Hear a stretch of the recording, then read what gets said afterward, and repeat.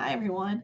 Um, I want to talk a little bit about the methods section of your research proposal paper that's coming up due. Um, we've talked a lot about in previous videos about the literature review. And while the literature review is a very important part of the um, research proposal, methods are also very significant in designing your research.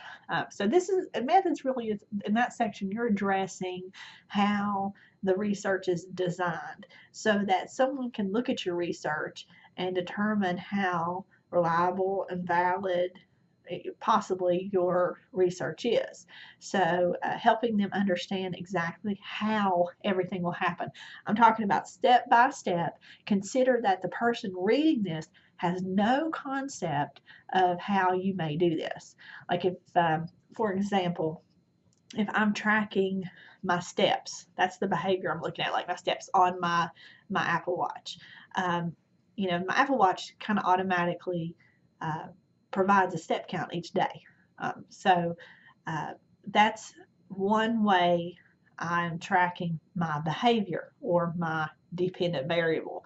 But I need to explain in the method section exactly how that is done. How you're tracking steps. Well, how are you tracking steps? You're using an Apple Watch, or using a Fitbit, or using um, a step tracker like you clip on your shoe. I mean, you have to explain exactly how you're doing it, okay? And one of the other things you need to be sure you're identifying in that method section is what type of research design you have chosen.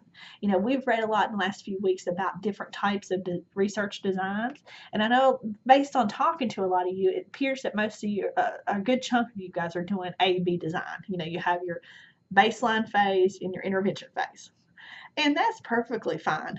I mean, we are in a very limited time frame with our research. I mean, you guys really only have about 4 to 6 weeks of data collection, so that is perfectly fine. But you need to identify it. You need to tell the reader who,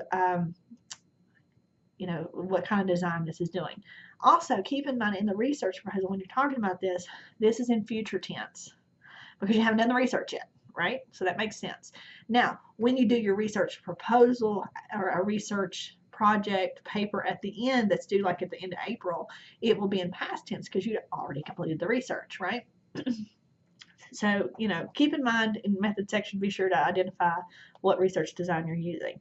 Um, one of the most important parts of research design is ensuring that you're measuring the behavior and the intervention in a reliable and valid way. So when you are measuring your behavior during the baseline period, you need to be measuring your behavior the same way in your intervention period. So back to my example of my step count, okay? Um, so I'm measuring my steps by my Apple Watch daily. I get a daily step count. So I'm doing that during my baseline period. So in the intervention period, when I say my intervention is I'm going to meditate every night before bed, and we're going to see if that increases my step count daily by having that in my routine. Okay, so I'm providing the intervention now as well, so I will track that I actually did that intervention, like how many minutes I meditated at night before bed.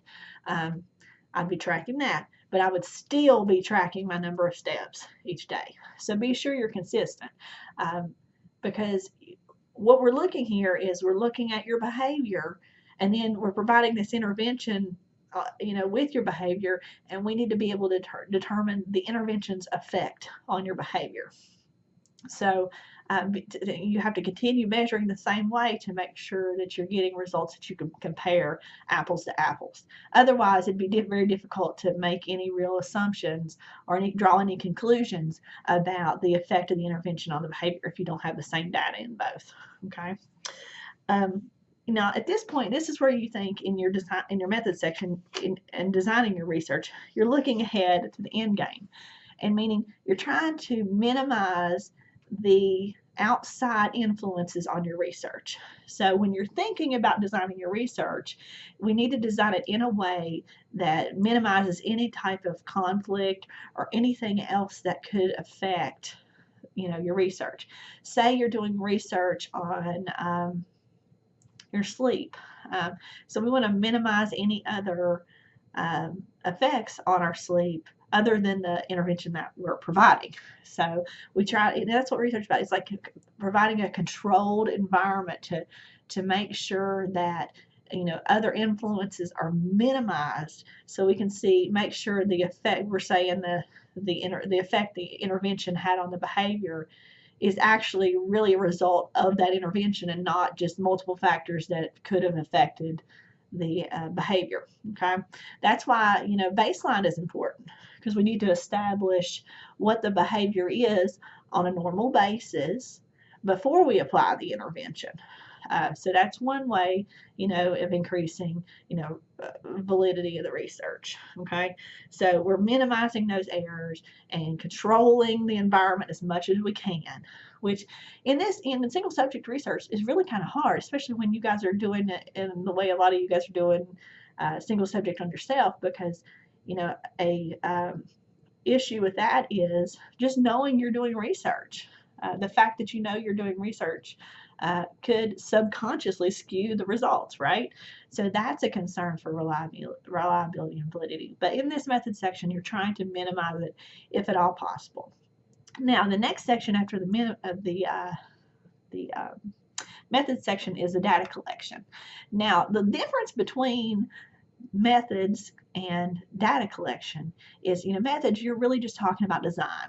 You're really explaining to the reader exactly how the research is conducted, okay, overall. Now, in the data collection, you're going to talk specifically about how you collect that data. Now, you can get more specific in there, like back to my example about the Apple Watch. You can explain the technology there and how, it's going to be used. You would explain, like in my example about my meditation before bed and have an effect on my steps. You talk about how you're tracking your meditation, what kind of tools you're using to provide the meditation, if you're using some type of music, if you're using some type of like a meditation app or whatever. You explain exactly how that'll be tracked. What you're doing. You're tracking. Are you tracking number of minutes? Are you tracking just how many sessions completed? Or if you're using an app, how many times? If the app may track how long the meditation was. So you're just explaining exactly how the data will be captured. Now, the data collection section usually isn't a very lengthy section unless you're doing something a little bit more complicated that requires a little bit more explanation, of how you are collecting that data. So if your data collection section may not be that significant, but I expect that your method section should be somewhat significant because you're explaining exactly how your research is structured. Okay. So hopefully that helps clear up a little bit of information about the methods section. But certainly if you're working on your paper, your proposal, and you have questions, please reach out to me anytime, this week. I'll try to get back to you as quickly as I can. So if you do have those questions, don't spin your wheels, just reach out and ask, okay? All right. Well, good luck with drafting your method section and your proposals. I look forward to reading them. Take care.